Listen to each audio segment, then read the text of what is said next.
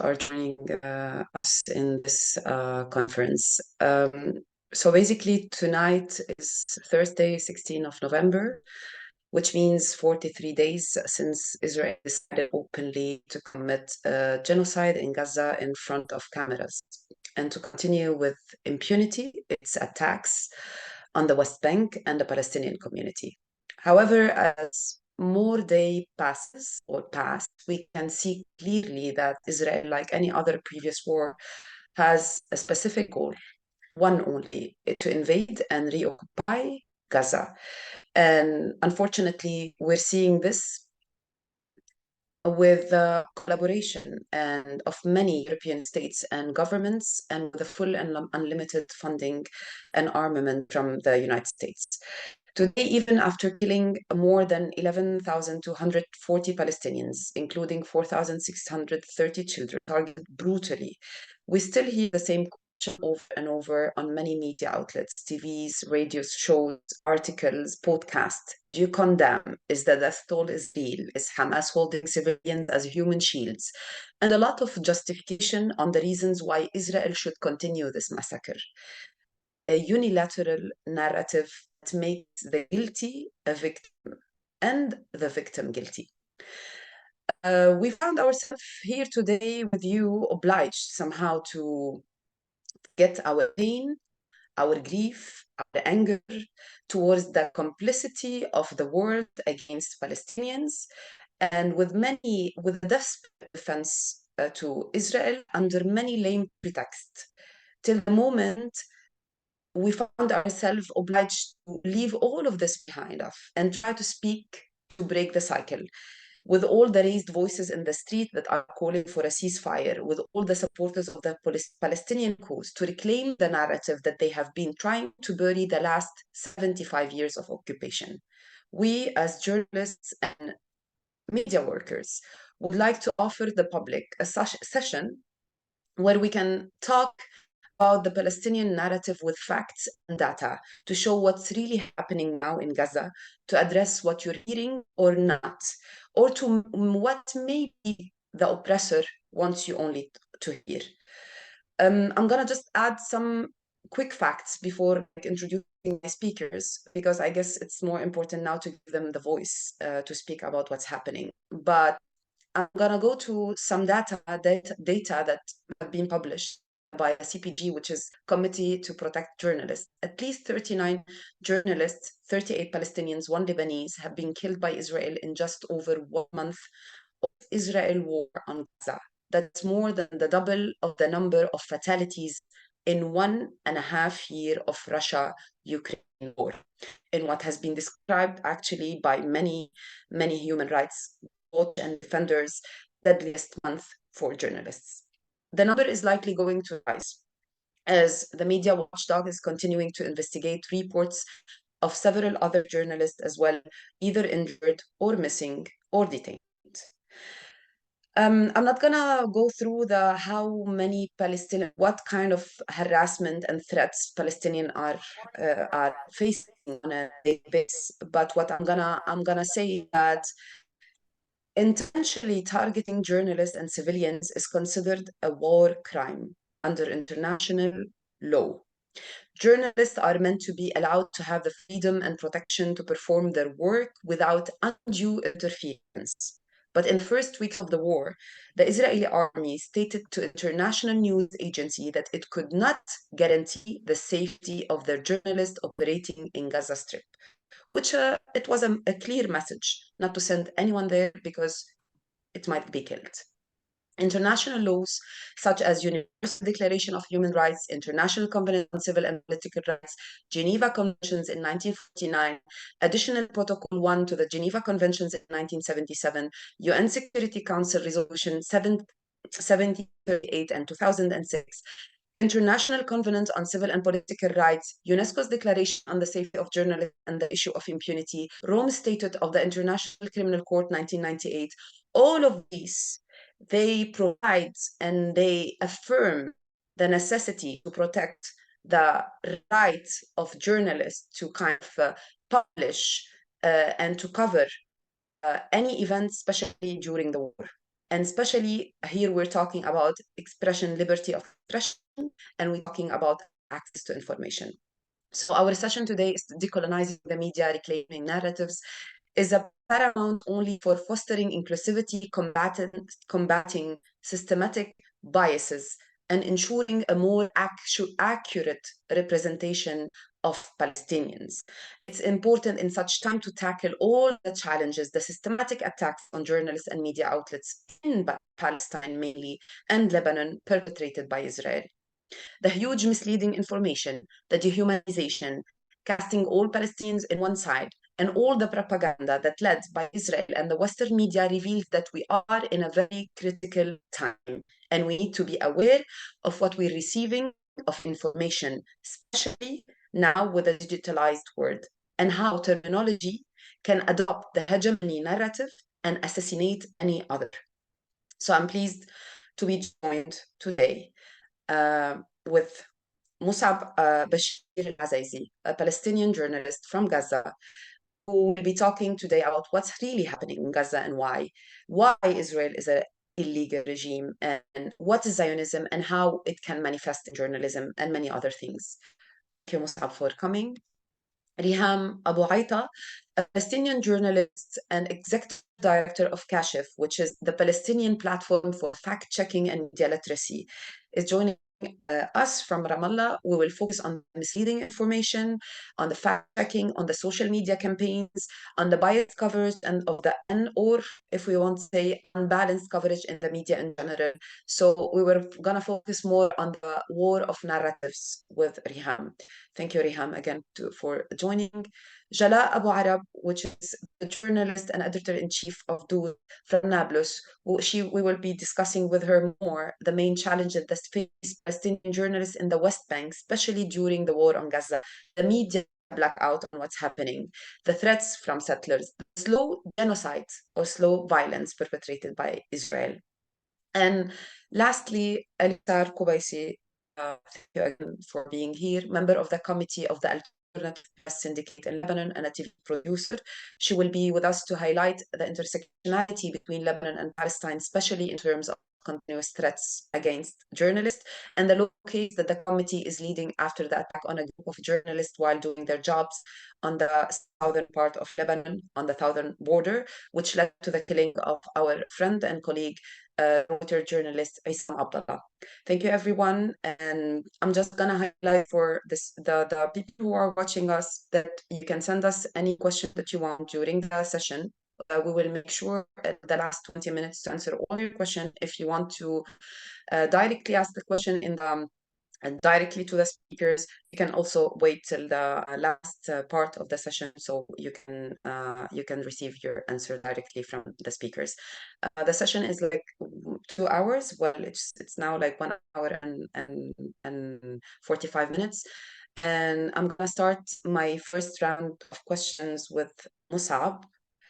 Musab, I would like you here to put us in context of what's happening now and why it's happening. Thank you. Bueno, muchas gracias, Yara, por la introducción. Muchas gracias a todas y a todos por dedicar este tiempo para que vayamos haciendo la autopsia de la situación actual y para que intentamos todas y todos poner los puntos sobre las sillas. Bueno, es una pregunta muy clave, Yara. ¿Qué está pasando exactamente? ¿En qué contexto? En la batalla mediática actualmente se intenta mostrar lo que está pasando como si fuera un partido de fútbol, Palestina contra Israel, así banalizando todo. Y un poco banalizando y considerando de históricos los términos objetivos. De lo que está pasando en términos concretos es colonialismo. Parece una cosa antigua, pero de hecho sí que es una cosa real y concreta. Y para que entendamos por qué es colonialismo, tenemos que entender un poco quién es quién y por qué hemos decidido que es colonialista. Sabemos muy bien que ahora, entre comillas, el Estado que está controlando la mayor parte de que está entre el río Jordán y el Mediterráneo es Israel. Israel finalmente es el fruto del movimiento sionista, que es un movimiento ultranacionalista, racista que nació en Europa durante el siglo de XVIII-XIX, la transformación que ha tenido este continente del modo feudal al modo capitalista, después de la primera revolución industrial. Y ahí nació el colonialismo, ahí empezaron los Estados-naciones a ser potencias colonialistas, y en este contexto nació el movimiento sionista que pactó con los diferentes actores para llegar hasta Palestina. Tuvo una palabra del Imperio Otomano, tuvo una palabra de la Gran Bretaña, tuvo una palabra de Francia, y así en 1917 se creó un Estado, se dio la declaración de Balfour, la promesa para que se crea un Estado. Hay aquí muchas falacias que es mezclar judío con sionista, y es como mezclar alemán con nazi. ¿Y por qué decimos que es colonialista? Es porque si vemos los textos fundadores de lo que es el sionismo, el Estado de Israel, cogemos el libro más importante, que es El Estado Judío de Theodor Herzl. Para que se sepa, hay una localidad en la Palestina limpiada étnicamente, en lo que es Israel, que se llama Herzliya. Se hace cada año una conferencia muy importante, que es como el mayor foro de reflexión sionista sobre Israel, su futuro. Y en la página 46 de este libro fue traducido al español por la Agencia Judía de Argentina, dice que formaríamos ahí, se refiere en Palestina, un baluarte de la civilización contra la barbarie, de la Europa contra Asia. Y aquí vemos en estas palabras tan brutales, de manera muy simplista, una narrativa colonialista. Si queremos un poco, para ir más rápido, porque la historia en sí es una cosa muy larga, y aquí permitidme hacer un paréntesis, que también nuestra tarea como periodistas tiene un aspecto didáctico. Tenemos que enseñar a la gente, tenemos que explicar a la gente, y no solo ir describiendo, porque eso lo puede hacer un niño de 12 años perfectamente, con todo respeto a los niños, porque tienen espíritus más abiertos que las nuestras.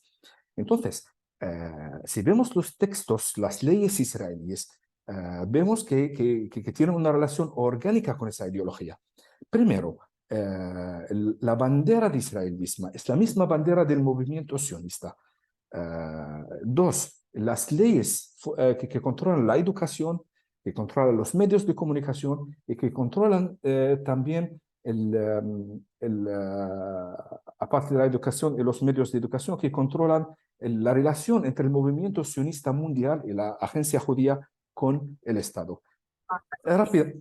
Rápidamente, en el año 1952 se promulgó por la Knesset una ley que se llama la Ley del Estatus de la Organización Mundial Sionista y la Agencia Judía, que según cual se absorba la Organización Mundial Sionista dentro del Estado, a condición de que se crea un Consejo Supremo que coordina la relación entre la Agencia Judía Mundial, que prácticamente es la misma Organización Sionista Mundial, y el Estado.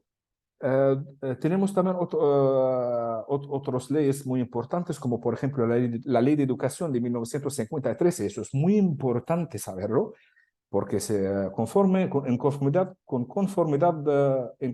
con esta ley, se provee lo siguiente.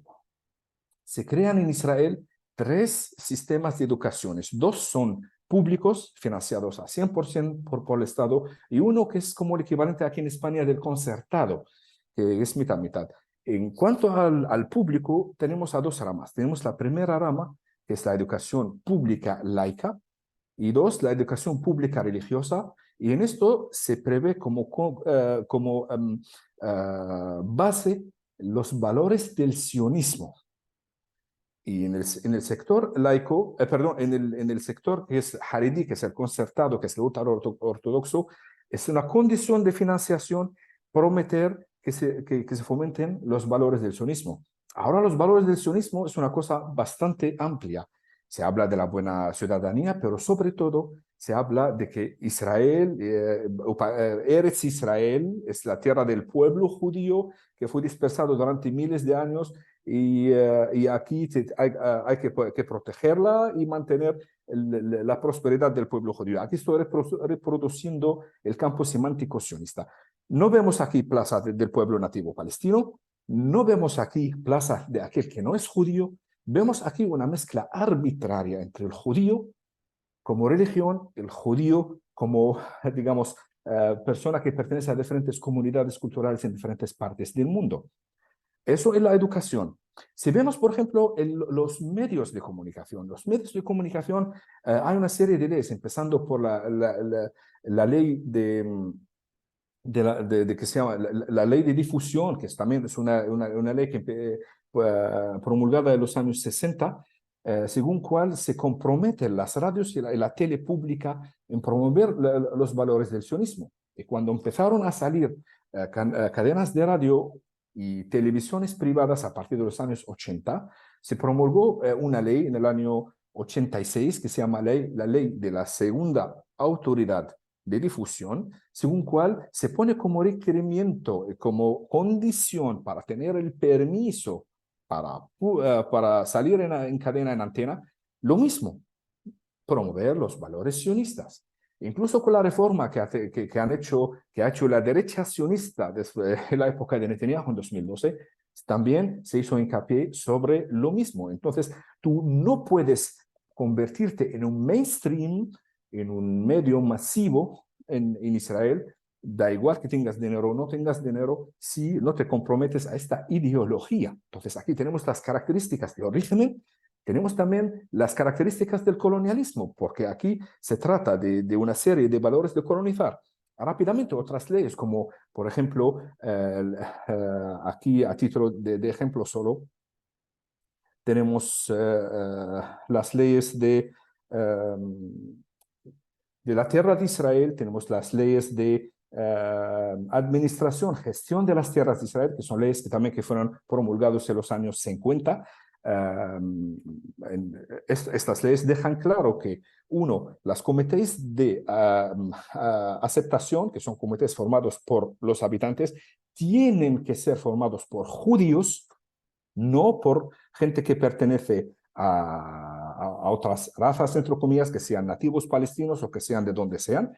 Estas deciden la aceptación de la gente y por lo tanto los nativos palestinos, estos que quedaron en Palestina desde el año 48, que representan hoy en día casi 20%, no tienen acceso a 91% de la tierra agrícola dentro de lo que es Israel. Tenemos aquí a una segregación racista.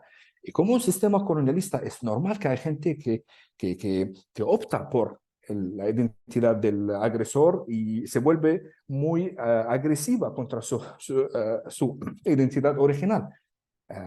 Podemos ver estos a algunos en términos objetivos, algunos traidores que trabajan en filas del ejército, que salen incluso en unos medios israelíes. Aún así, se mantiene la narrativa segregacionista contra los árabes, los palestinos. Eso se culminó con la famosa ley de Estado-Nación de Israel. Entonces, cuando se dice que Israel es un régimen, entonces esa no es una exageración, porque hay características, como hemos dicho, la ideología y el modus operandi administrativo. Dos, cuando decimos que hay un colonialismo, eso porque hay una base que consiste en limpieza étnica, tomar control de lo que es la riqueza del país. Esas son cosas, no podemos engañarnos, no es fácil comunicarlas, pero tampoco es imposible. La cuestión es siempre ir enseñando a la gente. Los medios mainstream es un caso muy complicado porque quien tiene dinero controla el mensaje. Y que el público que me escuche, el público español al menos me perdone, yo también soy ciudadano español. En el mundo árabe yo decía que los medios de comunicación en general son cutres, pero en España no hay medios de comunicación. Lo que hay es una falta de respeto al cociente intelectual humano en los medios mainstream.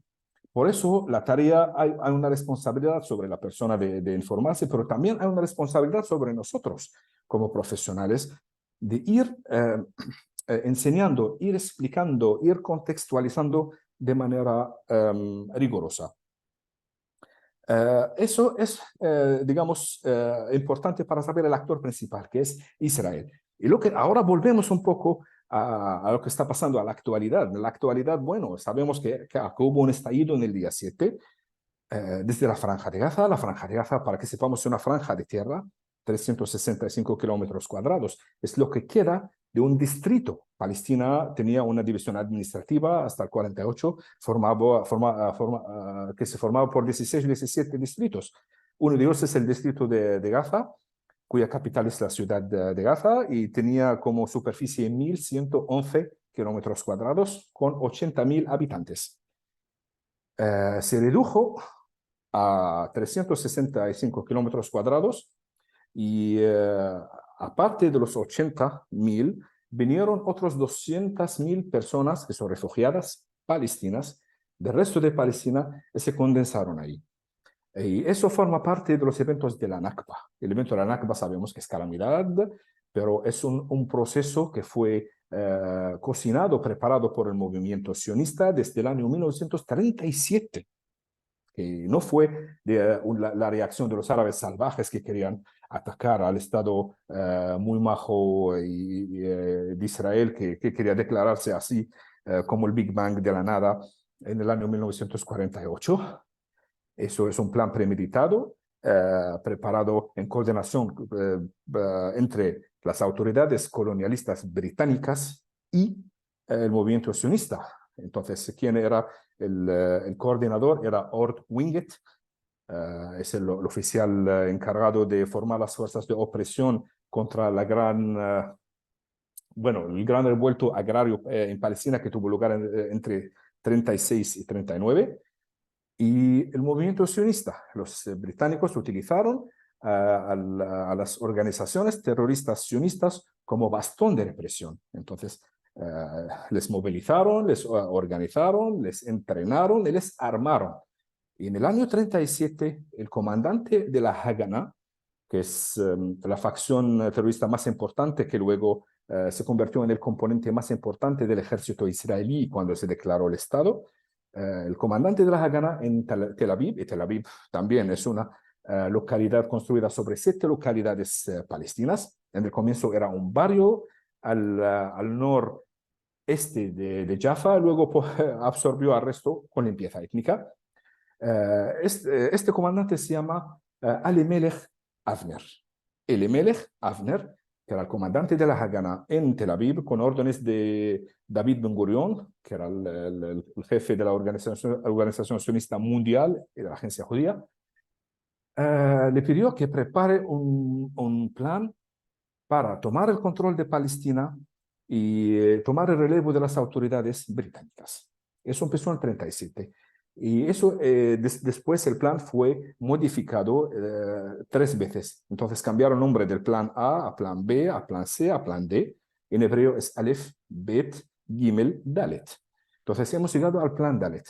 El plan Dalet empezó a efectuarse en el año 1947, en el mes de abril.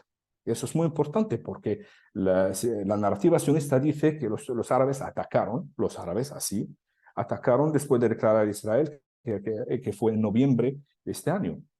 El plan empezó mucho antes, porque sabían que los árabes iban a anticipar, o iban a reaccionar, perdón.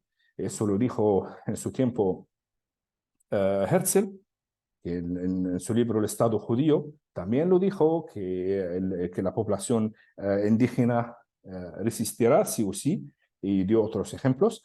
También lo dijo Zeev Jabotinsky, que es el padre del sionismo revisionista, o digamos la derecha sionista, es el padre espiritual, el padrino, digamos, de lo que es hoy en día Smotrich, Netanyahu, Ben-Gvir, y dijo que hay que mantener siempre la fuerza preparada, los planes preparados, porque los nativos actuarán sí o sí. Y eso es una cosa muy normal y será muy ingenuo, en palabras de Jabotinsky, que los nativos no reaccionen. Eso fue mencionado en un ensayo muy importante que se llama el muro de hierro. Entonces, en abril del 47 empezó esta campaña y poco a poco iban a expulsar a palestinos hasta que finales del año 1948. Y eso en general conforma la Nakba. Bueno, antes de volver a la Franja de Gaza, que es nuestro punto importante, hay un punto muy importante que yo no quise subrayar, que es por qué este régimen es ilegal. Que esto no es una calentura de cabeza, eso no son nervios, no es una exageración ideológica, eso es un hecho.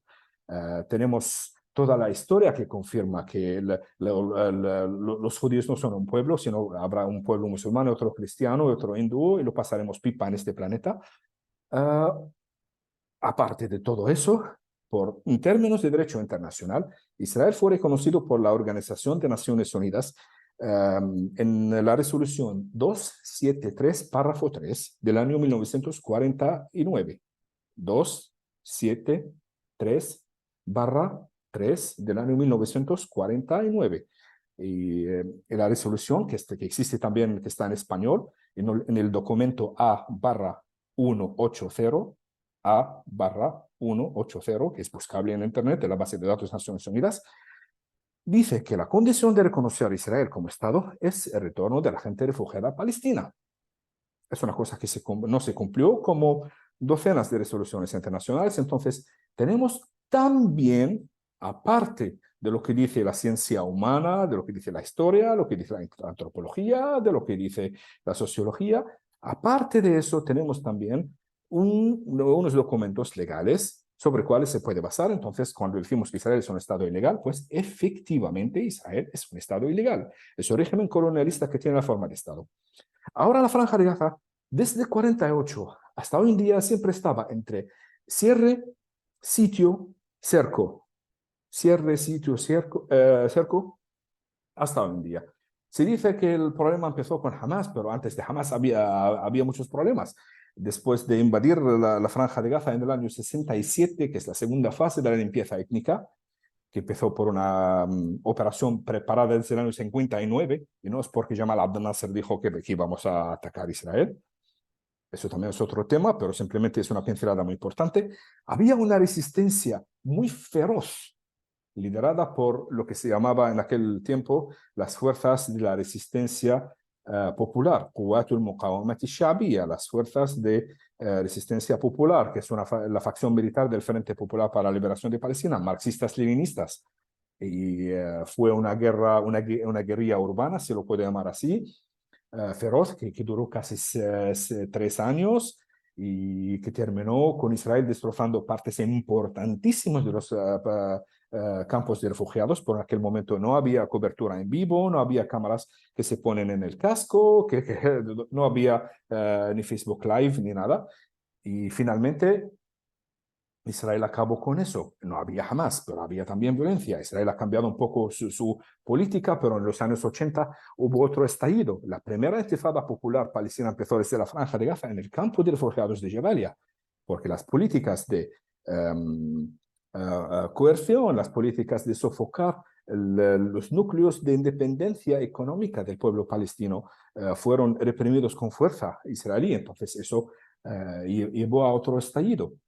Y aunque después la clase hegemónica palestina, representada por la OLP, que nunca fue elegida democráticamente, eso también hay que tenerlo en cuenta en caso de informar, decidió ceder el derecho a retorno, ceder más del 78% del territorio palestino, y a cambio de tener algo que podemos llamarlo Estado, pero aún así Israel siguió construyendo asentamientos y hasta entonces empezó jamás a aparentar de manera considerable por muchos factores que es muy complicado condensarlos, pero podemos mencionar 2 factores de ellos. Uno, que es el fracaso del proyecto laico progresista en el mundo árabe, porque Palestina forma parte del mundo árabe. 2, también porque Israel vio en esta facción un peligro un peligro para las facciones laicas. Entonces, una cosa que le puede ayudar para debilitar a las facciones laicas y progresistas y de izquierda, y le dejó crecer. Es como un poco el cuento del monstruo de Frankenstein. Y luego Israel siempre sigue con la política del castigo colectivo. Jamás ganó las elecciones, pero también hay que tener muy cuidado porque aquí hay unos términos muy venenosos que se utilizan.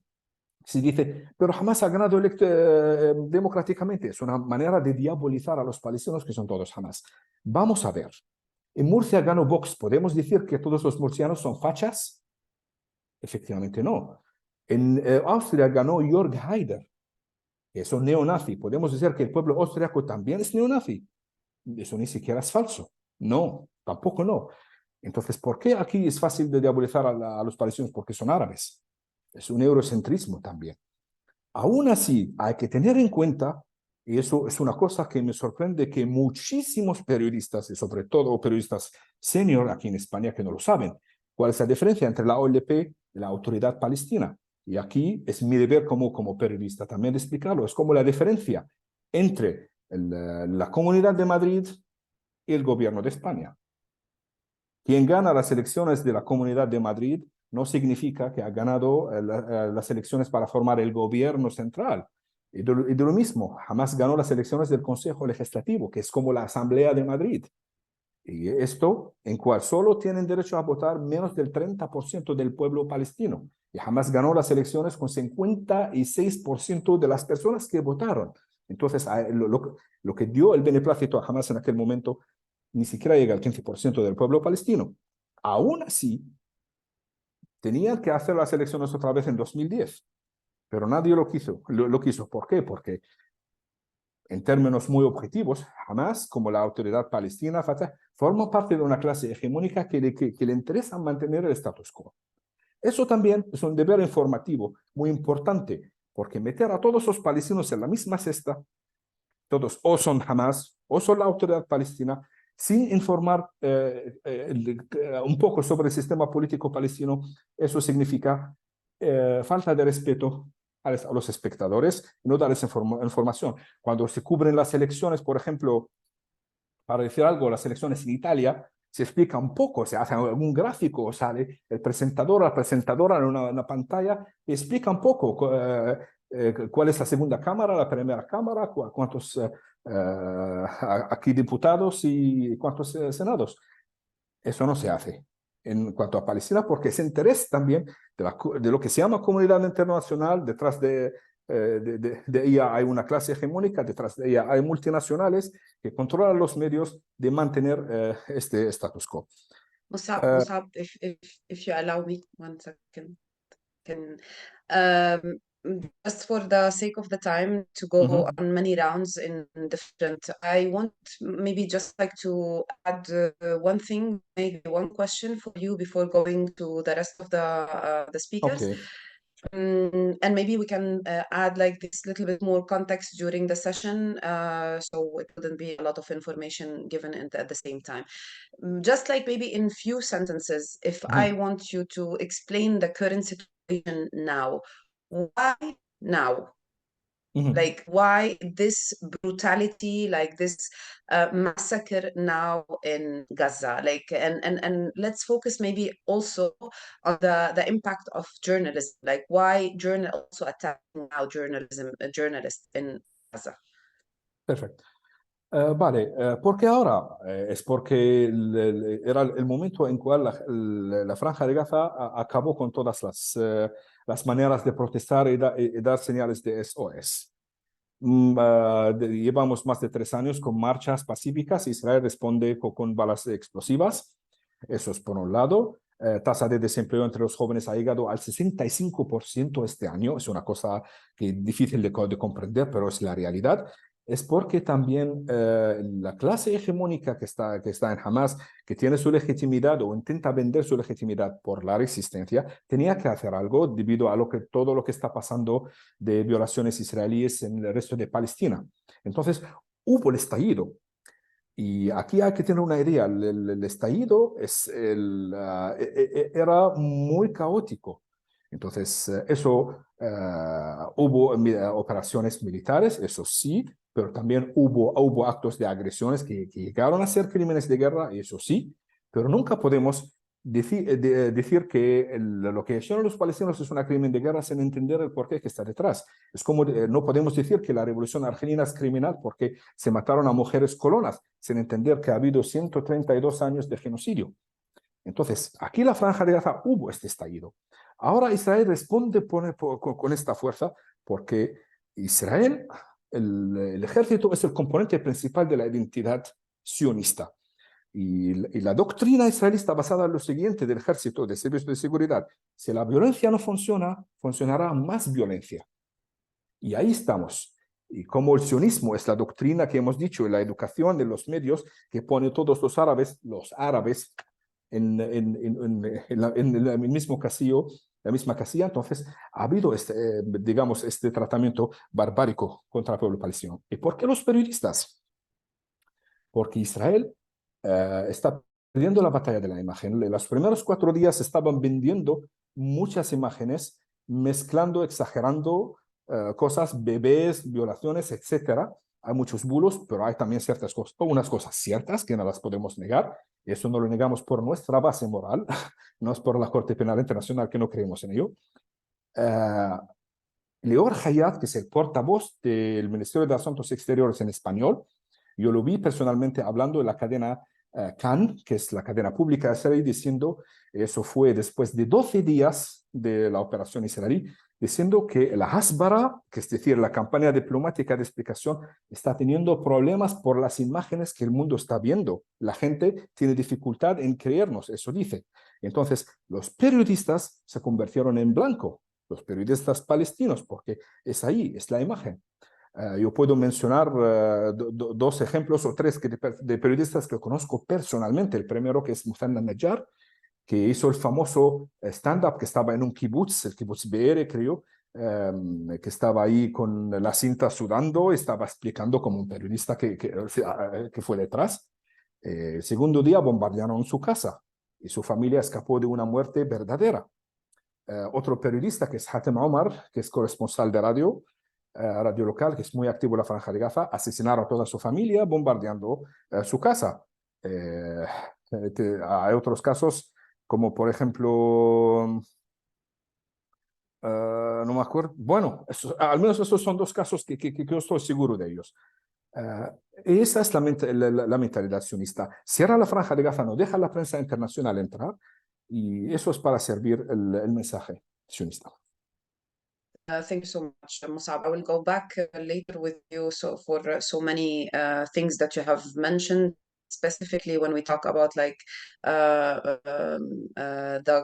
context, to understand a bit more the context of not only Gaza but also Palestine. But I will go now to the mic. I will give the mic to Riham.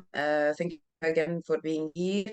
And from what Musab has been mentioning specifically when he's talking about like violence and more violence, if not violence work, we will put more violence, and we will try as much as we can to kind of silence those people. The violence that is, maybe some people they can explain it, let's say, in a direct violence. We saw in many wars, and not only this one, that like Israel has many ways of violence and of perpetrating violence against Palestinians and against Arabs. And one of these tools, and now with the digitalized world, like everything is like easier on your mobile, social media, a lot of messages, information, data. How, from your position as a journalist, as a Palestinian first, as a journalist, and then as someone who's working on fact-checking, what are the main challenges that you are facing now during this particular war? And if you also can give us a little bit of a comparison with the previous wars, and what's different now? What's different? This war is really different than all the wars. I have been in Gaza many times, even after the 2014 war. I went to Gaza. It was massive war at that time, but now comparing what happened in 2014 and what's happening now, it's really huge different. Even for journalists, it was like more safer for journalists, despite that journalists were killed in 2014 as well. But at least there was like a safe zone for them. Like I'm reporting from Ramallah, so I can't speak a lot about reporting on war from Ramallah because it's really different from Gaza. But journalists in Gaza did like a great job despite everything. They pushed back the Israeli propaganda since the 7th of October. And if you if you look at the beginning, since the 7th of October, Principio, desde el 7 de octubre, la ocupación israelí utilizó muchas herramientas y muchas opinion, and it was succeed in the beginning, but then the Palestinian journalists and the Palestinian influencers pushed back, and the truth find the way from Gaza to the world. And now we are seeing like a massive protest, pro-Palestinian protest, and criticizing the occupation, and even criticizing the word of being silenced in front of all these massacres we are watching. And let's talk about also the massive disinformation that the occupation spread, not through its own media, not only through the Israeli media, also through the international media, who were repeating a lot the Israeli lies, even without verifying them. Like Mus'ab said, like beheading 40 babies. Major media outlets published this story without even verifying them. So they are just taking what Israeli said as a Bible, let's say, and they are but they are doubting every single word from Palestinians. So this is the double standards, not only like repeating the Israeli lies. Now, if you search on Google about the baby's story, it's still published on Fox News. It's still published on Indian media outlets. Like even after being debunked, it's still published. So it's not like a professional mistake. It's a deliberate mistake to spread the Israeli propaganda. Also, it's not about this. It's also about the digital companies. When the executive director of Facebook and Twitter, and now X, like previously Twitter, publicly saying like, I stand with Israel, and ignoring all the victims, all the killing, all the babies, everything. Until now, we didn't hear from them. It's an indicator how they are blocking Palestinian voices. Like Hamla Center, it's a Palestinian center, digital rights center in Palestine, documented over 1 million violent content spread by Israeli accounts on social media. And they are not dealing with these hate speech, with this incitement. But when it comes with the Palestinians, if you write Hamas, if you write resistance, if you post anything, they directly restrict your content or take your account, and like minimizing the reach of your audience. And now we are facing a very big problem in this, like Palestinian influencer who has like over 10 million followers, or 2 million followers, or a huge number of followers. They are saying like our reach is very limited.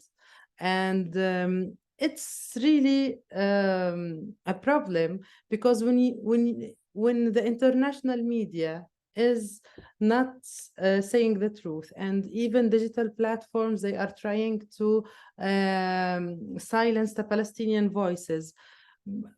it's difficult. Day by day, it's being more difficult. But we, despite all this, we succeed.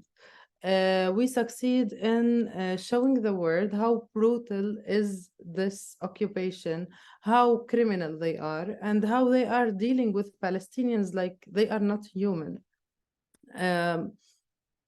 This is the other part, and also for the international media, the terms, the used terms in covering the events, it's really devastating and heartbreaking, because as journalists from Middle East, they come to us telling us and teaching us about the freedom of expression. I'm freedom of expression expert as well, and I worked with international organizations like UNESCO on freedom of expression. They are telling us how to be free, how to report professionally, all these. But when it comes to Palestine, all these standards disappeared. Why? So it's now, like, even after this war, even after these events, how we will communicate with these international media. Now there's a very huge gap between us and them. We can't communicate with them because they are always telling us how to be professional, how to be not biased, how, and now they are showing like there's no values on their covering, and it's really devastating. And this huge is day by day being like big gap between Palestinians and even international media. So like, for example, BBC, when Palestinian killed, they say Palestinians died. And when it comes to Israel, they are killed. Why? Why? Like, these terms is very powerful in sending the messages. When you want to speak about people killed, and on both sides, you have to say it out loud. Palestinians killed. We are being killed every day. More now, I think we stopped counting, like 10,000, 11,000, 12,000. And there's a lot of missing people and people under the rubble. My friend, he's a journalist, Nidal Al-Wahidi from Gaza. Until now, we don't know anything about him. We don't know if he's arrested. We don't know if he's under rubble. We don't know anything about him. So this is the situation we are dealing with. But with all these situations, we are keep doing something. We are keep working. So at Kashif, we started since the 7th of October. We started to report in English about facts, debunking all the bizarre claims about Palestinians and so-called Pallywood campaign. It's a combination of Palestine and Hollywood, and this campaign, Pallywood, accuses Palestinians of faking injuries, death, from old movies, from old events. And so we are talking about it a lot. And the good thing that we have, like, a good engagement and reactions with people.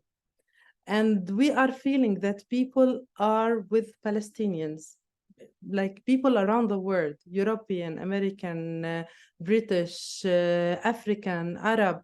But there's also a gap between the people and the governments and the leaders.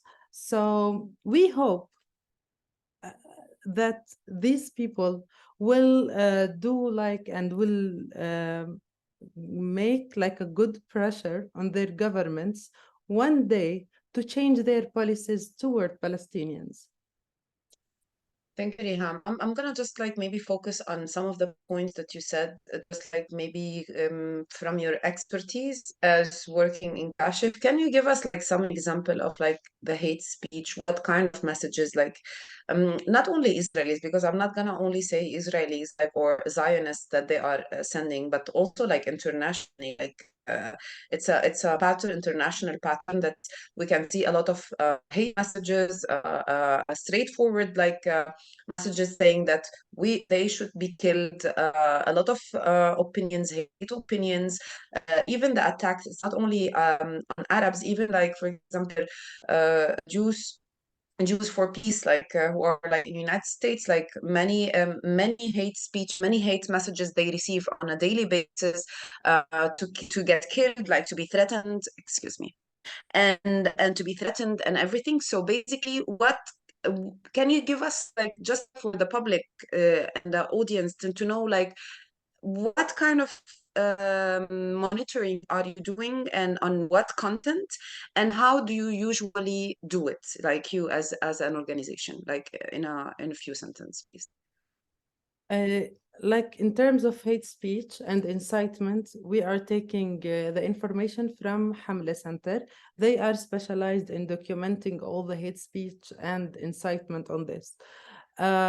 For the disinformation, we are partnering with Sada Social. It's also a Palestinian company who has relation with tech companies. So we directly report about users who spread false information about Palestine, so they will take it out.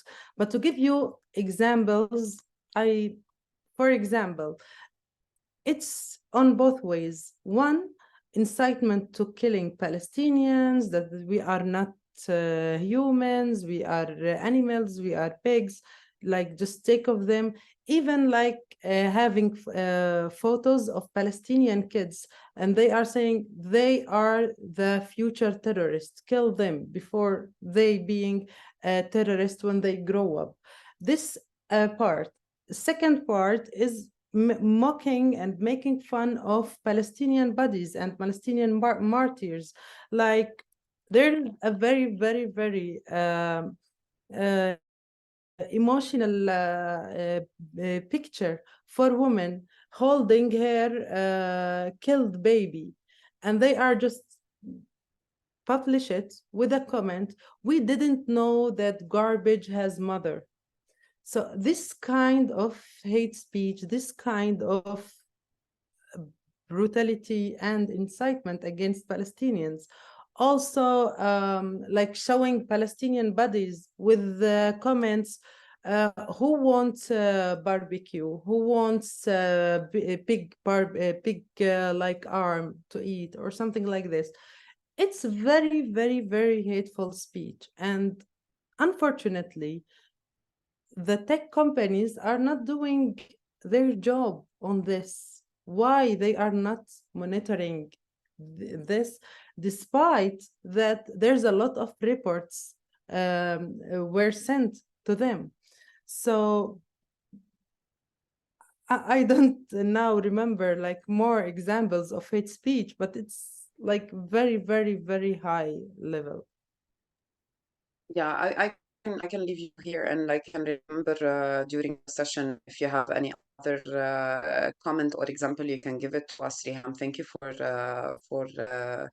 this, like it's a little bit insightful. And I like also like now lately after like invading some parts of Gaza, like many videos also published from concerts for soldiers singing for the killing and cheering for the killing of Palestinians. So this is also another example I can add to your examples. I will go now for Jala, and sorry for letting you wait a lot, you and Alisa. Jala, maybe my focus with you here, as we're talking about Palestine, and we don't like to divide it, like, because I guess this is also an Israeli policy, like to kind of divide Palestine into parts, and and each part like would be a little bit as an outsider. But as a Palestinian living also in the West Bank, and we had this conversation, me and you, before, maybe my focus with you would be on what we're not seeing actually for in the West Bank, like, because like now the main focus may be on the massive genocide and the massacre that Israel is doing in Gaza, but also there is like kind of a blackout on what's happening in West Bank, and we have numbers and we have data, and a lot of reports like have been showing during the last month, like, you know, how many 168 like who have been killed, like many detentions, arbitrary detentions, also for kids. So I would like you to have like maybe to give us a little bit of context as well of what's happening on a daily basis before the 7th of October, because really this is an important matter to know. Like, 7th of October, it's not the beginning. The beginning was a long time ago, and after 7th of October. Definitely. Thank you.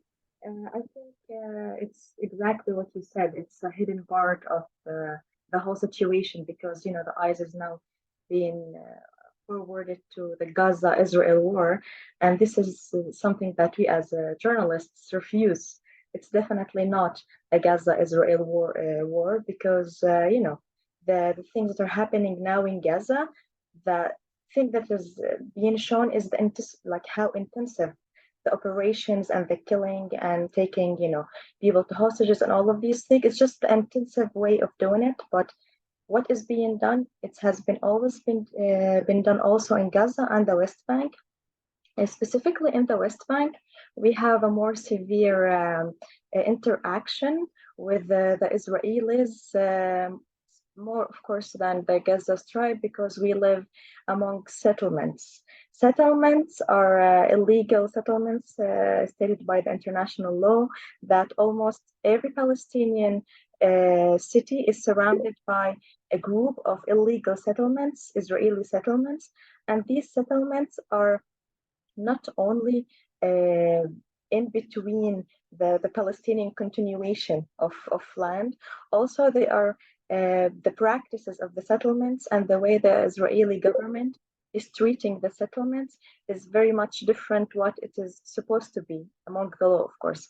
As an example for that, maybe we can go a little bit back for you know, a little bit back of a historical you know, information. Of course, you have done, my former colleagues have given a good historical explanation of when this started and all of this, and of course it did not start today, but since 1947, when we had the percentage of the Arabs and Jews in Palestine, there were over 70% Arabs, and of course the 30% were Jews. At the same time, the United Nations, when they did their distribution between the land, the Palestinians, who are the majority of 70%, got less than 50%.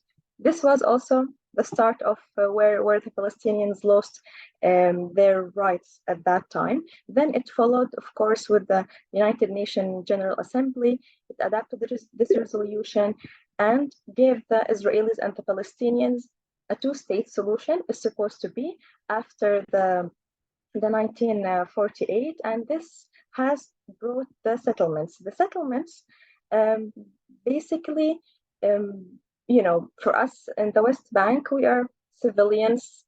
Israel says that it is settlers are also civilians, but this is definitely the opposite of the situation.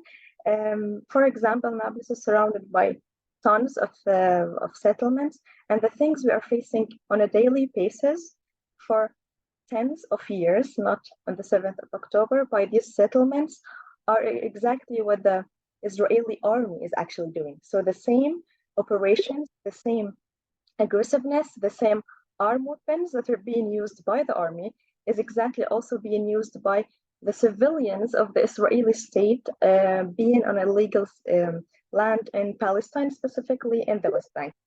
And these settlements also, maybe also I should, because we talk about the Hamas and Gaza.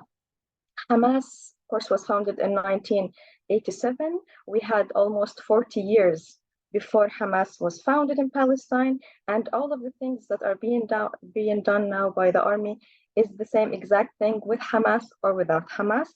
And for example, we can talk about the roads in the West Bank.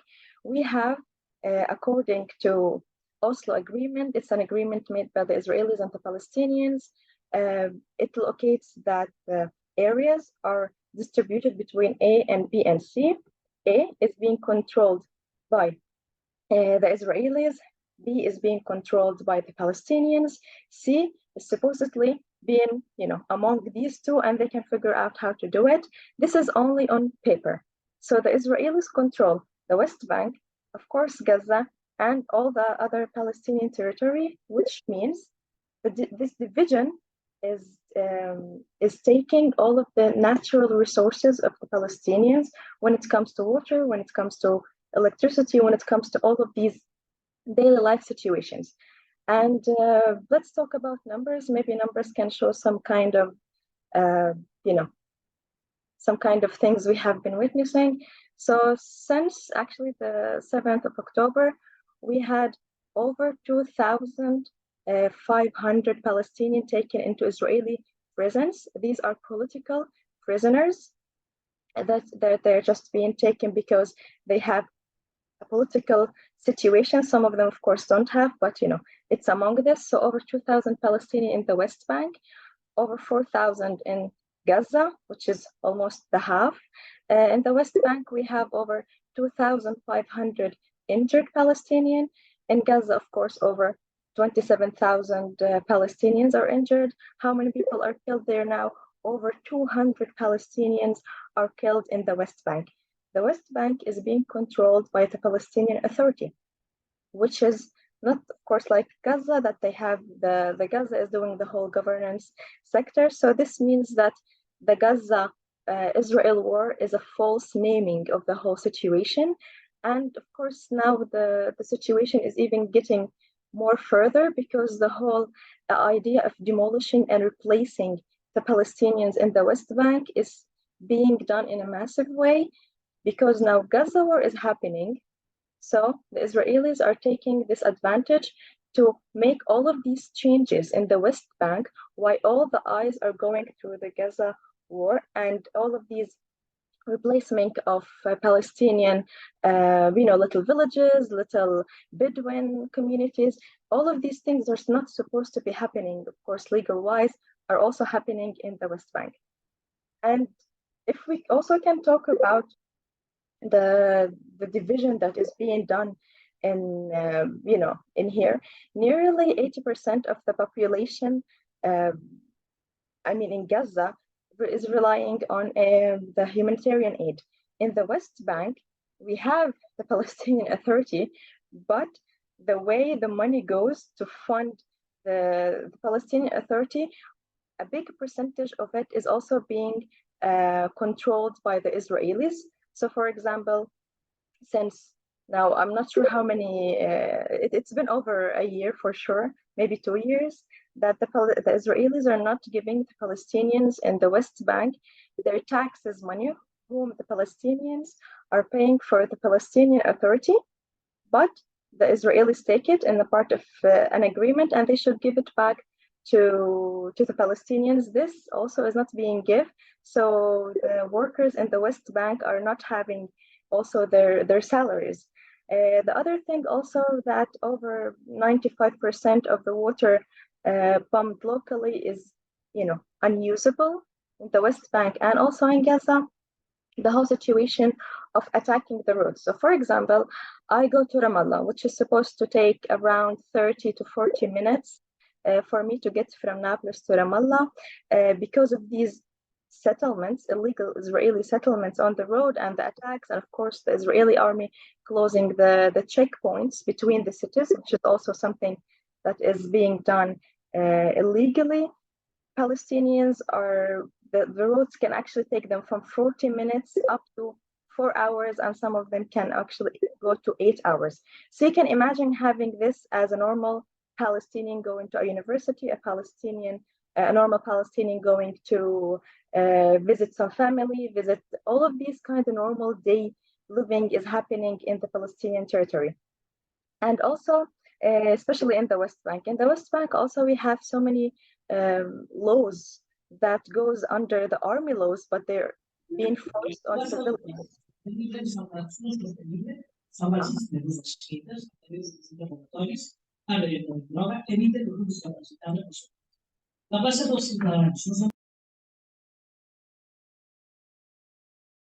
I guess now you can continue, Jala.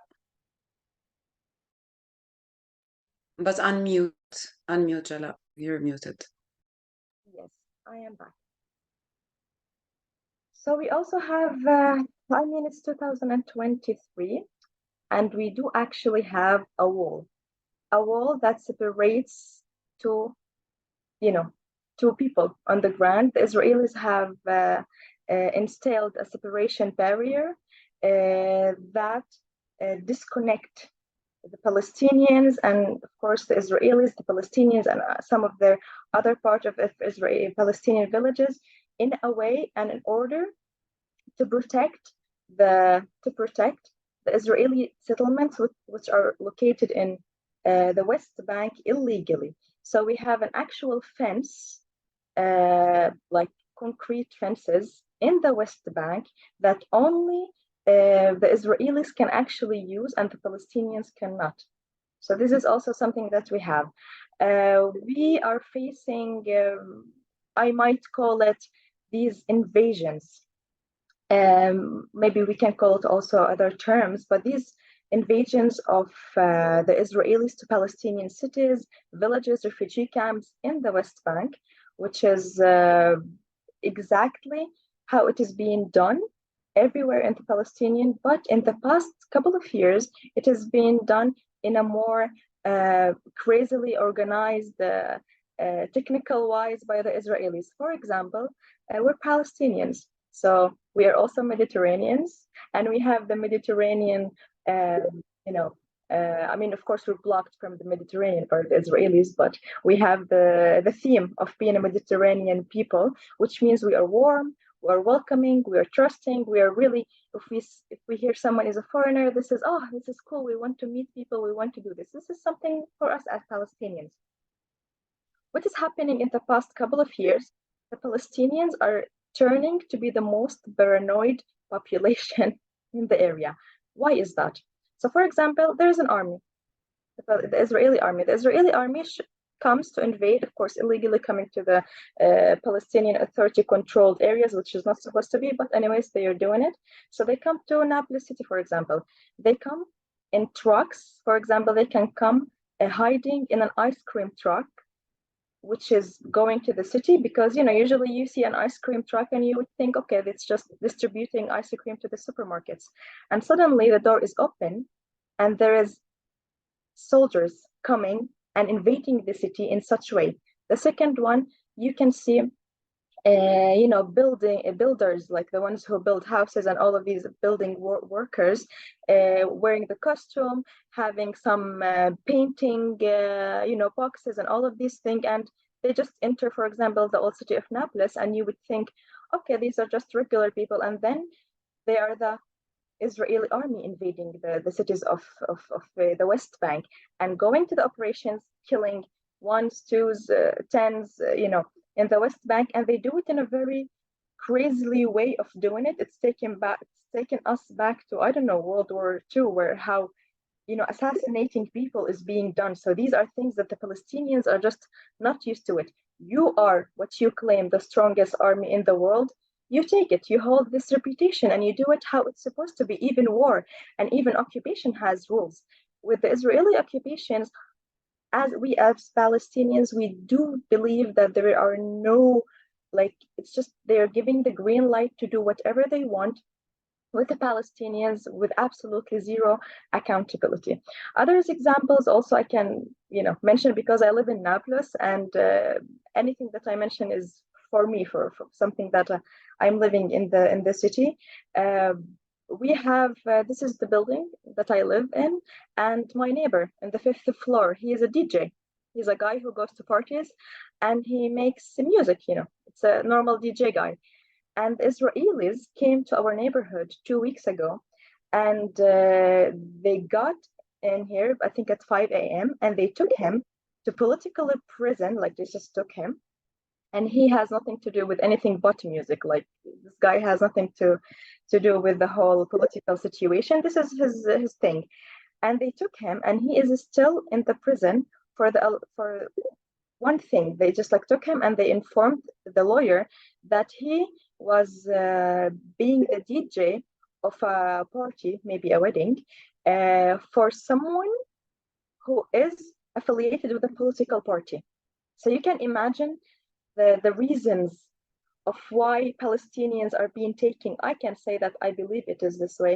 They are being taken hostages under the name of political prisoners, just a way of, okay, we are here, we are seeing you, you cannot do anything, whatever you do, whatever you are doing, we are controlling this way. So Palestinians, in a way or another, feeling so much controlled. The normal way of living a life, this is something, me personally, I don't know. I haven't lived a normal life because of the checkpoint. I go to places, and I have to always carry on my ID as if I was traveling or anything. And you can be stuck on the checkpoint from a city to another because an Israeli soldier is just sitting there. And one of the times, the Israeli soldiers were having their TikToks, like they're 16, 17, I don't know, 18 years old soldiers. And for them, they have the commands of making the Palestinians' life as miserable as it can be. And another example of an Israeli journalist. This Israeli journalist was on his way to visit the West Bank, and he got stuck, among the Palestinian cars waiting for the checkpoint to open.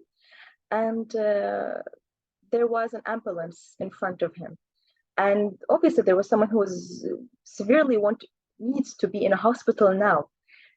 And the Israeli journalist went to the Israeli soldier, telling the soldier, what are you doing? You're just like checking your phone and, seeing videos on TikTok. Just open the freaking, checkpoint. Someone is dying in the ambulance. And of course, he's Israeli, talking to an Israeli army. So he was like, no, these are, pigs, whatever, you can them here. Nothing will happen to them. Don't worry, Palestinians can always manage themselves. And the Israeli journalist told this soldier, just imagine this is your father in the ambulance. Like, what would you feel if your father is in an ambulance? And the response from the soldier was like shouting, screaming, how dare you, making a comparison between my father and a Palestinian pig. Like, the whole mentality is just like, we do whatever, but you cannot compare Palestinian to us because, we are just, we are the superiors, we are this and that. This kind of shows you the way the Palestinians are treated on a daily basis.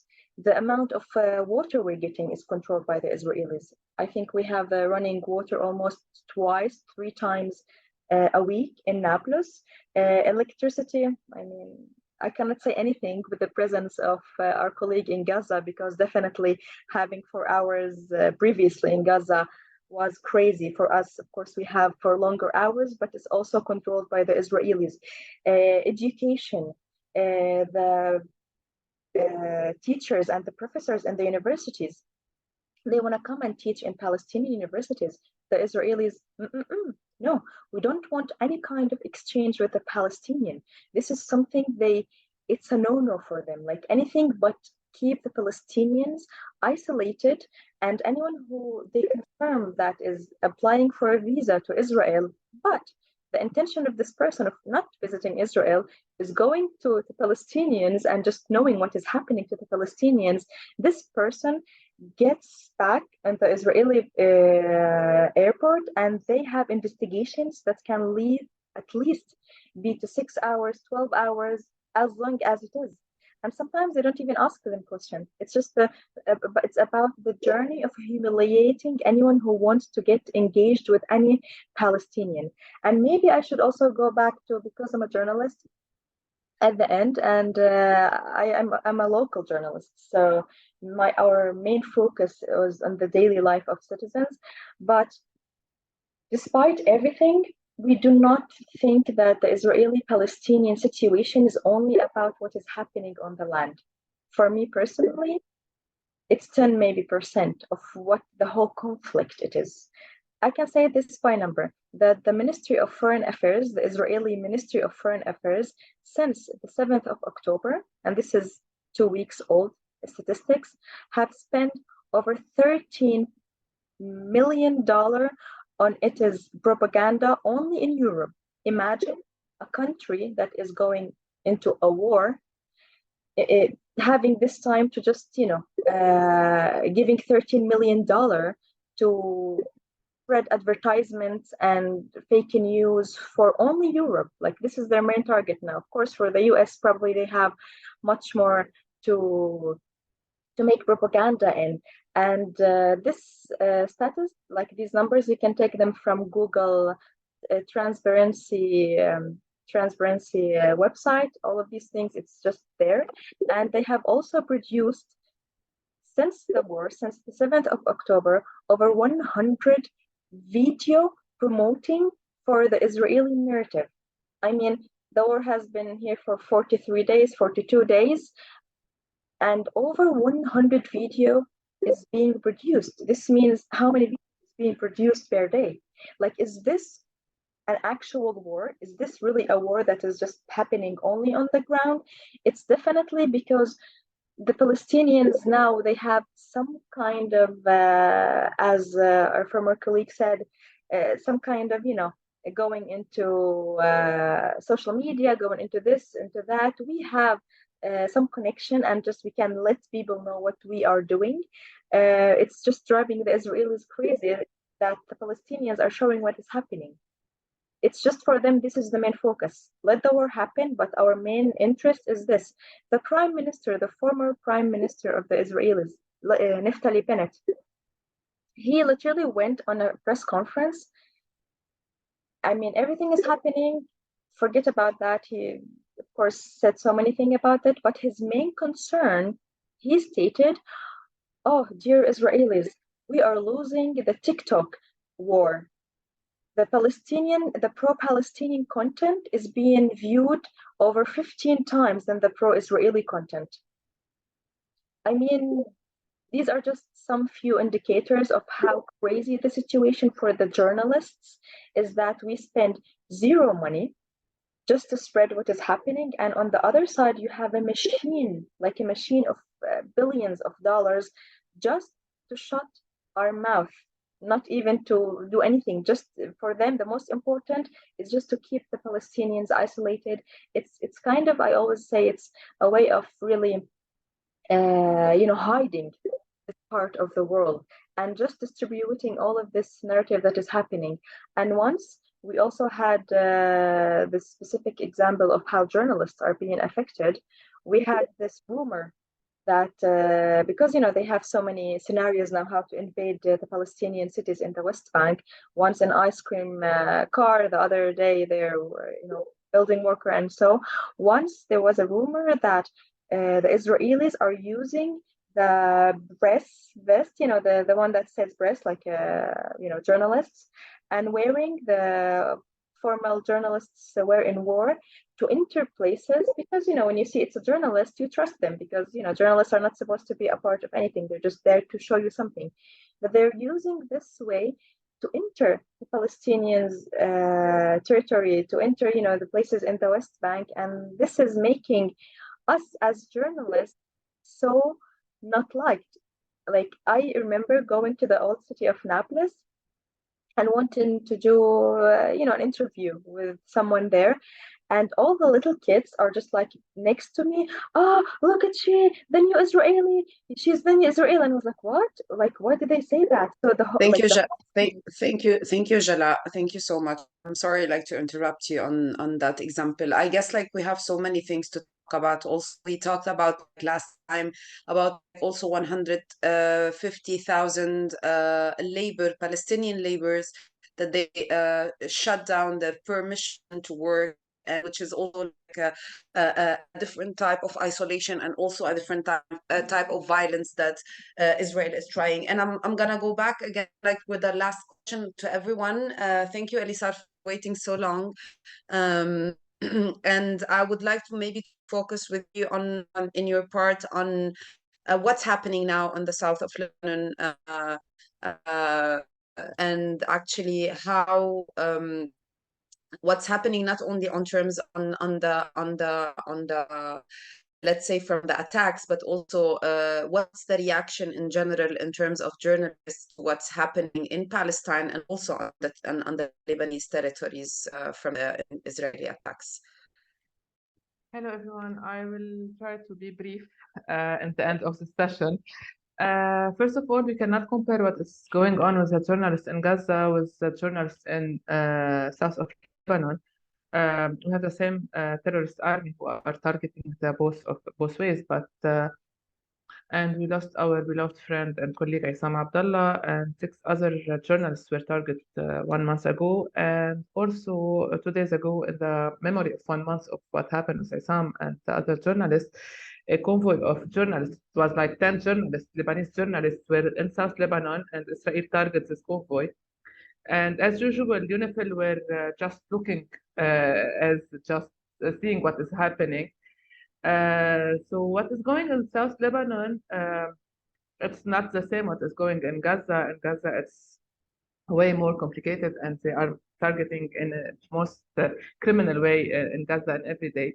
But going back to what happened with Isam and the other journalists in the south of Lebanon, UNIFIL didn't make any statement. We tried to call UNIFIL many times just to have a statement accusing Israel of targeting and killing journalists who were wearing their everything, putting the press label and everything. And the UNIFIL just saying we are not sure yet what happened. It was for 4 or 5 days. Also, we tried to get what is more worse from UNIFIL is what Reuters did. Reuters refused to say that Israel killed Isam. Isam was working for Reuters for more like 12 years or more, and Reuters refused to make the statement. And we had, as the syndicate, alternative syndicate, many meetings with Reuters to tell them it's unprofessional and it's also unethical to not say who killed Isam. Everyone knows who killed Isam. It was shown on camera with many witnesses, so it's really unethical and unprofessional. Also, what happened also with 10 journalists a few days ago, UNIFIL made no statement. They didn't made any intervention in this targeting and attack against journalists, Lebanese journalists.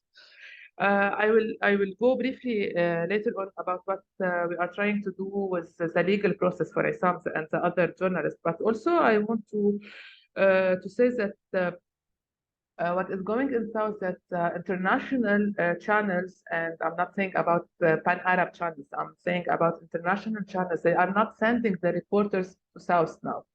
And this is very dangerous, like if Lebanese journalists are a second degree of journalists, and it's okay if the Lebanese journalists are killed, but no foreign journalists were killed. And this is what Israel is trying to make sure to everyone to know. If you are a journalist and you are just trying to cover and making the truth shown to everyone, you will be a target. So Reuters is not sending anyone, AFP also is not sending anyone, and no one is talking about it. If I would do in comparison with what is going on in France, I think everyone knows that a petition from 100 French journalists where they are asking to let them go to Gaza, to cover in Gaza. And this is very important to mention it. And we have to support it as journalists in Palestine and as the Arab world, to support the European and Western journalists to go to Gaza. At least it will make it easier for the Palestinian journalists, because the Palestinian journalists are not just target. Their family also is a target right now in Gaza. And this is very insane what is going on. Not as a journalist, you are a target, and your family is a target too. So I think it's very important to ask everyone to support this petition, and also to try to open the borders for the foreign journalists to go to Gaza, and cover what is going on there. Going back to what we did for the process of Isam, the legal process of Isam, in the first step, we sent a message for the UN Special Rapporteur about the targeting of the journalist and the assassination of Isam. It was our first step to try to have a statement from them and also to try to open an investigation about what happened in the south of Lebanon.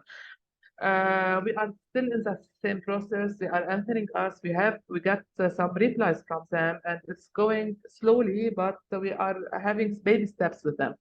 Also, and I talked with you, Yara, about this. We are preparing two letters, one for the United Nations High Commissioner for Human Rights and one for the UNESCO General Director, to ask them, one, to open an investigation about what happened last month with Isam and the other journalists, and also to condemn what happened, especially for the UNESCO, because once UNESCO will condemn what happened in the south of Lebanon, an investigation will be opened directly. Also, unfortunately, we are not part of the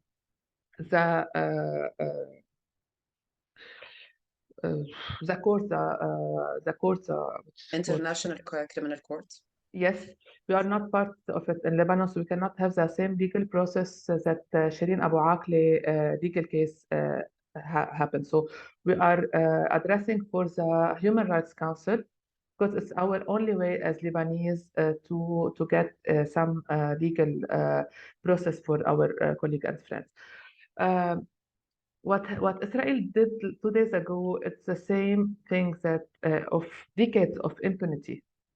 They are saying we can do whatever we want. We can target journalists, we can kill journalists, and no one can do anything for us.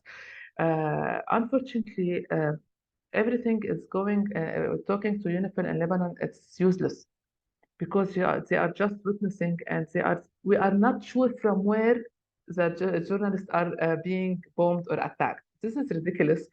And this is being like a chance to Israel to kill everyone, whoever she wants, and okay, we are fine. No one can see what Israel is doing, and if someone see what is doing, we are not sure if Israel is doing. And also, the witness from the foreign journalists in Lebanon, they cannot say any. To get the consent from AFP and Reuters, because we got the consent from AFP journalists and Reuters journalists to go in the legal process. It took us 1 month of talking with AFP to let their reporters just giving a speech to Amnesty and reporters from Sans Frontières and others. Foreign journalists also are not allowed to say what they are seeing in South Lebanon. They are not allowed to say what they are seeing and covering in Gaza. So I think it's both way. Israel is attacking and targeting them, and they're also a platform outlet media. They are not letting them to say the truth, and also it's really hard. And as you know, from Lebanon, we have 3 of our colleagues, Nada Abdel Samad and also Sana Khouri, and 3 journalists who were just cannot. I don't know if they stopped or the investigation yet, in the investigation process yet, but they are stopped. No. They didn't stop the investigation yet. It's still okay.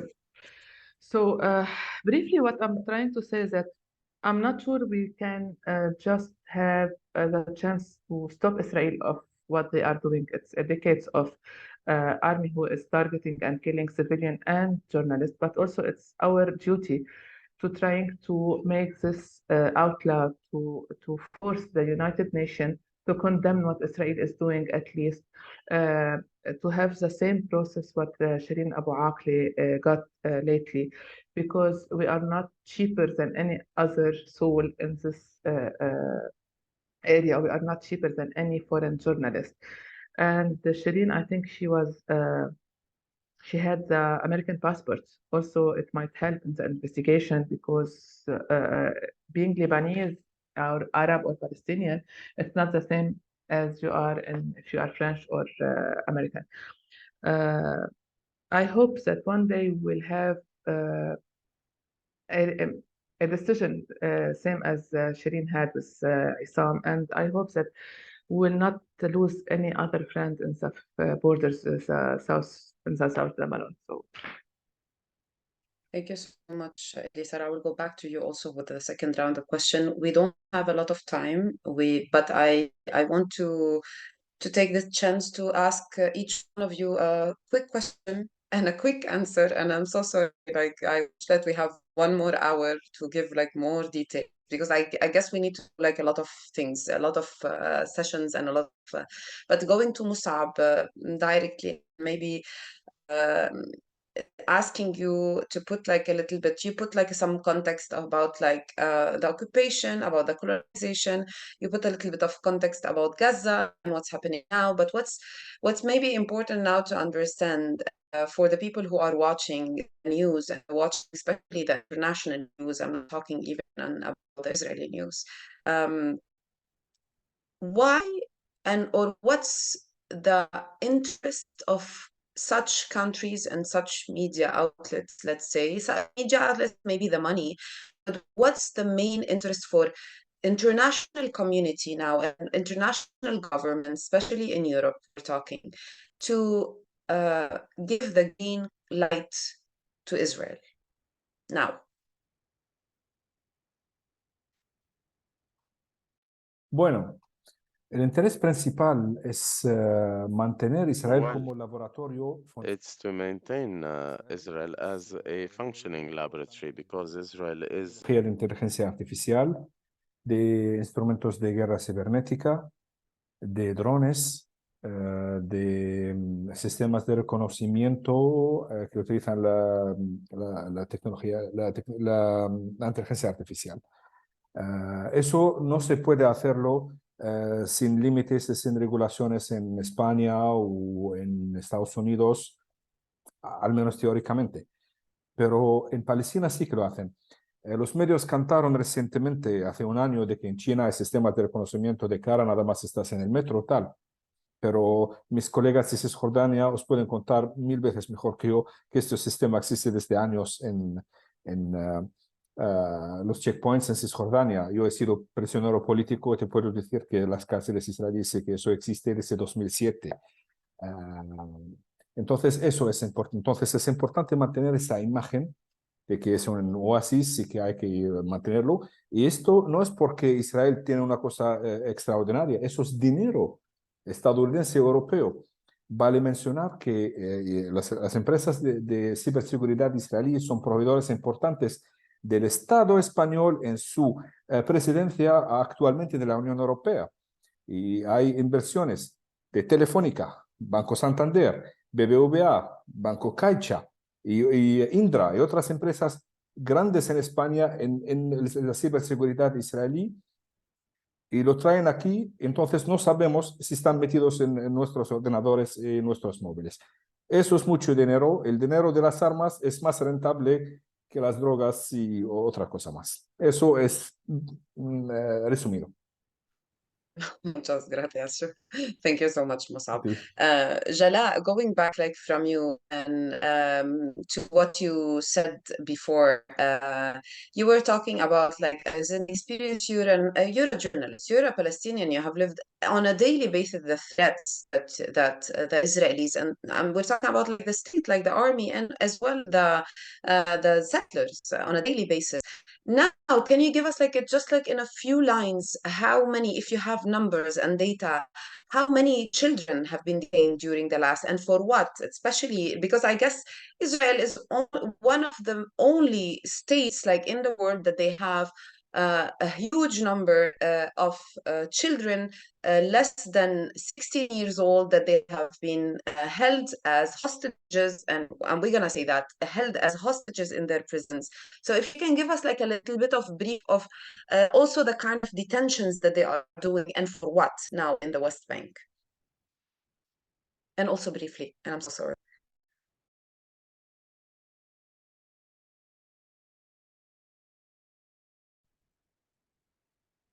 Jala?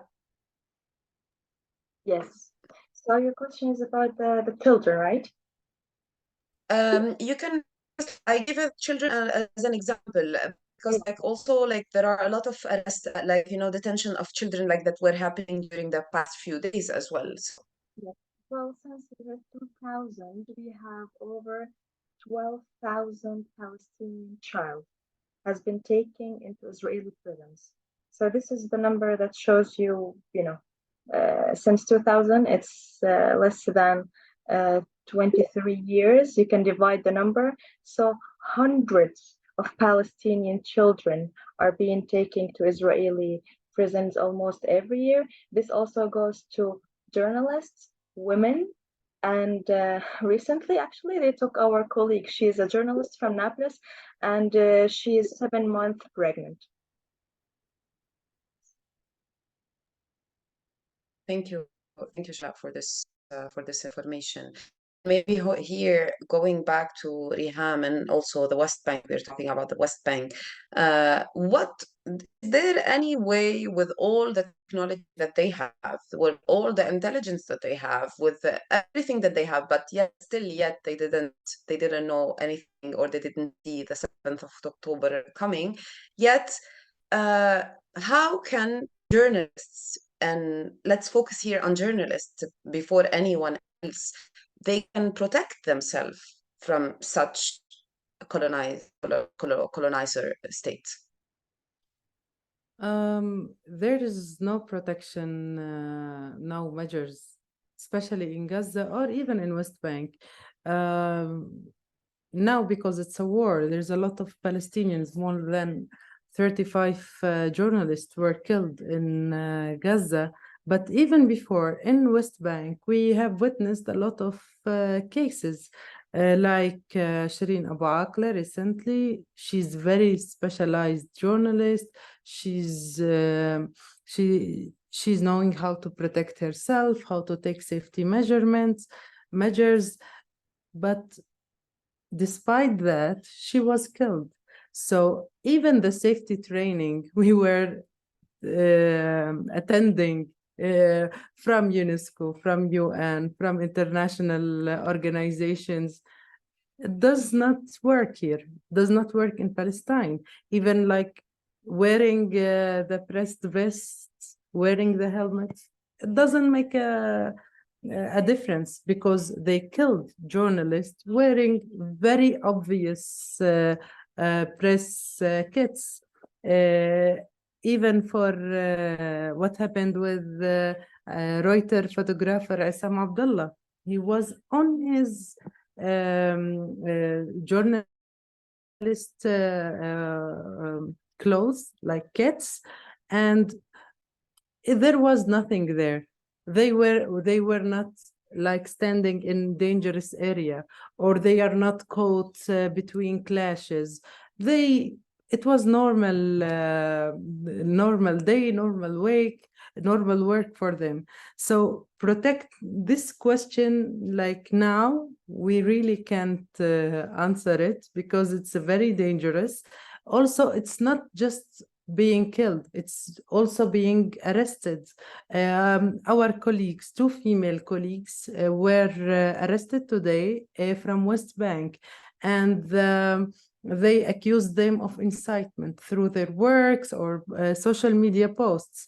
So the risk is not only to be killed, the risk also to be arrested, to be harassed, to be interrogated, to all of these kinds of harassment toward journalists.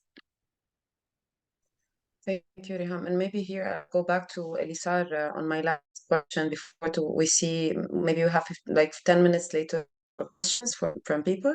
But Elisar, are you like collaborating with any kind of organization? I guess I knew that you're working with CPG, Committee Protection. I don't know if you're working with them or RSF, but like, are you working with several international organizations? And is there a kind of let's say, forecasting that this kind of reports that the same case that you're doing for Issam as the syndicate is gonna be like on a bigger level, or a bigger to also to find justice for Palestinian journalists?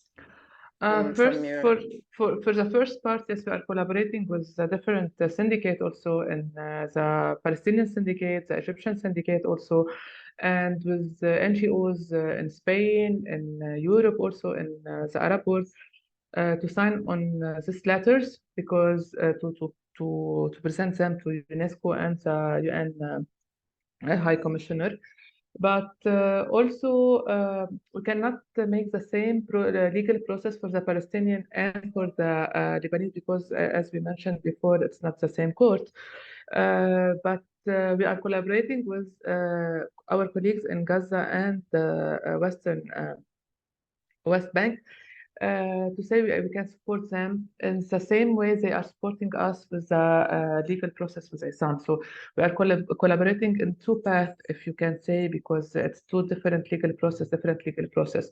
Amnesty is doing their investigation, also Human Rights Watch, and we are collaborating with Amnesty and Human Rights Watch in the case of ISAM. They are helping us and we are helping them with the evidence, with the footage and everything.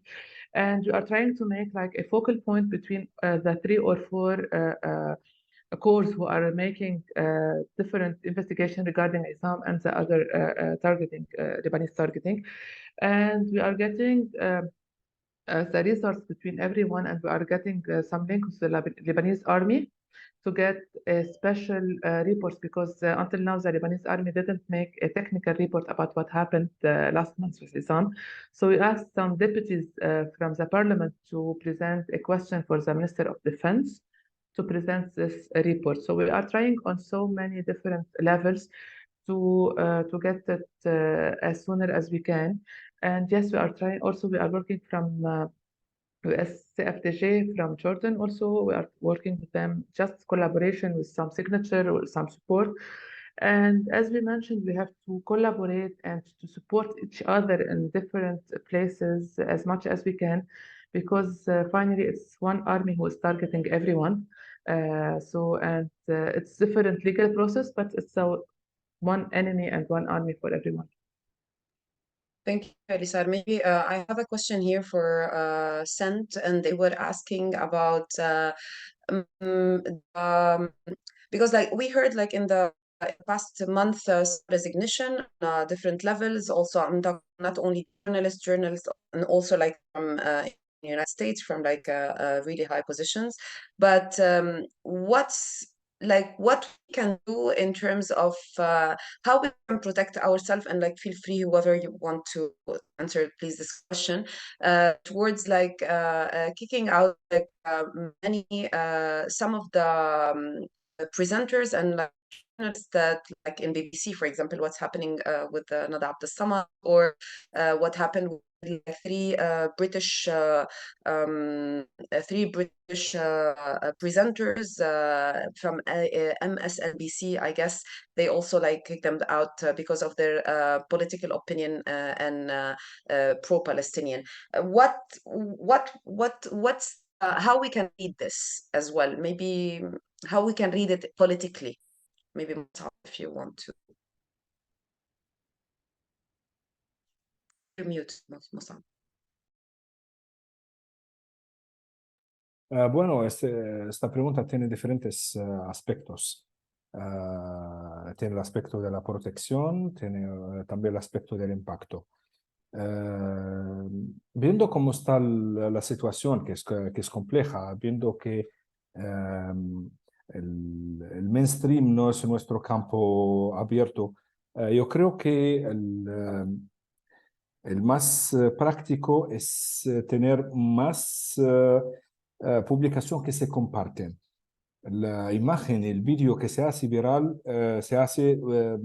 tiene mucho efecto. Y en esto tenemos que tener un espíritu de camaradería entre los colegas. Permitidme hablar un poco abiertamente, porque veo a veces que hay una, no sé cómo llamarla, pero no es una competitividad sana, que hay un poco de ego. No sé, me cuesta compartir de un colega, siendo que si lo comparto una imagen, un vídeo, una publicación, un artículo, que eso me va a afectar. y no se trata de eso. Se trata de que estamos en el mismo barco, estamos sirviendo las mismas causas, los mismos principios. Y la realidad es tan diversa que un periodista, por mucho talento que tiene, imposible que la puede cubrir toda. Tenemos sí que tener este espíritu de compartir, de hacer llegar el mensaje, porque eso al fin y al cabo es una protección también en términos pragmáticos. No hay una garantía al 100%, pero viendo cómo está complicada la situación, no me ocurre otra idea. No sé si me he explicado claramente. Like, I guess it's a complicated question because it has, as you said, it has many aspects. But like maybe going back also to Riham and Jala and also Elisa, if they want to kind of answer this question, like, you know, what's our role now, like as journalists? Maybe like for you, Musab, maybe we can end with this question and just like going fast, the last 8 minutes, going fast, and what is our role now as journalists or I would media like work? I would like to answer this question because I think it's our role and it's our time to say our narrative about what is happening in Palestine. This is our time to say to the world what is going on in Palestine, to say what is going on since 1948 in Palestine. We should say the story. We should tell the stories of every victim because they have stories. We should remind everyone in this world that there are souls, lives, and careers, and love life, and social life for these people.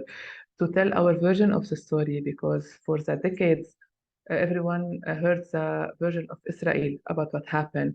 It is a stolen land. We should say it to everyone. We should say there is a people there who are killed every day. It is not an empty land for lost people. I don't know how to translate it. So it's our mission to say it. Now everyone is seeing that there are a people who are living there who is killed. It's not an empty land. It is a stolen land.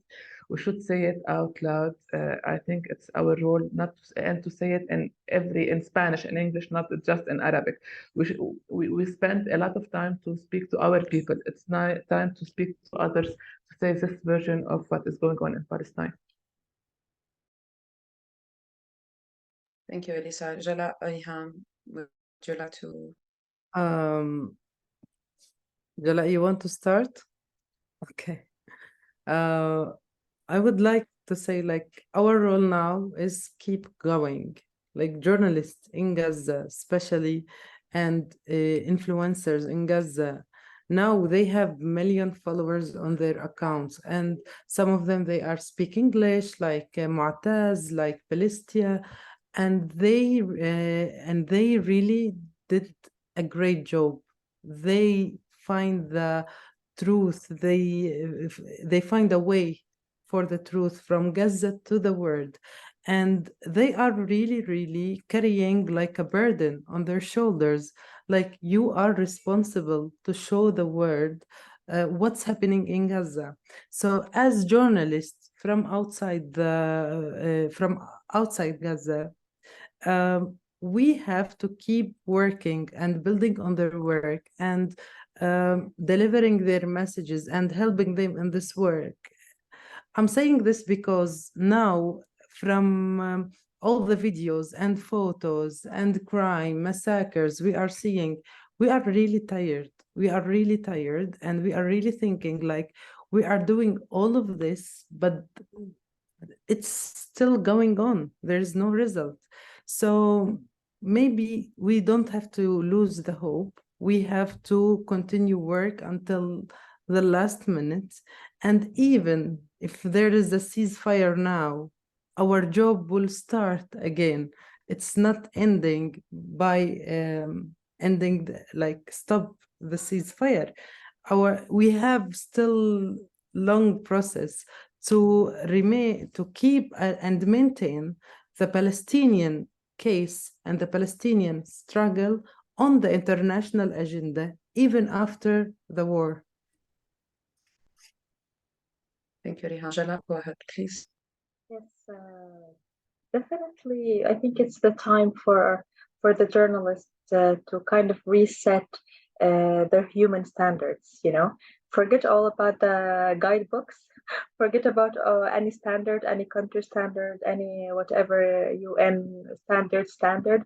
Reset your own standard. This is a one-time opportunity.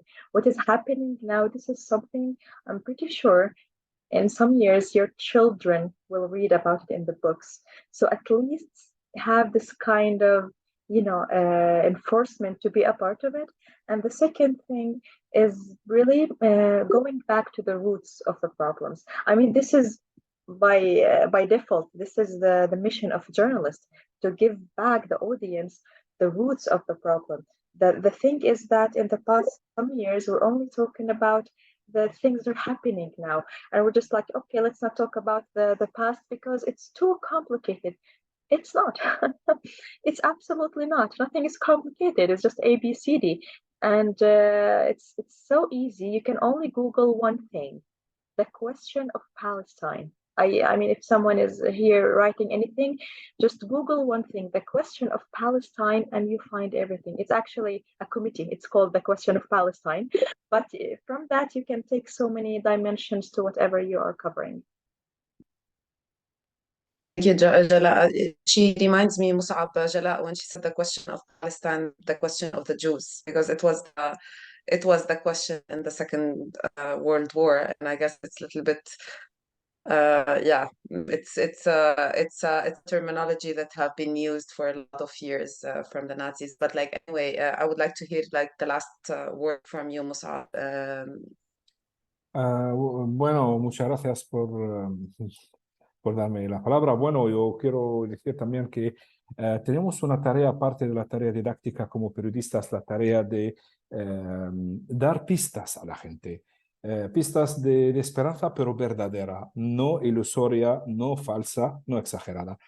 Y voy a cogerte la palabra judío porque hemos visto imágenes de judíos antisionistas en el Congreso en Estados Unidos, pero también hay judíos antisionistas con nacionalidad israelí, que son ciudadanos israelíes, que están luchando con nosotros. No son mucho, pero a ver, nunca se empieza mucho.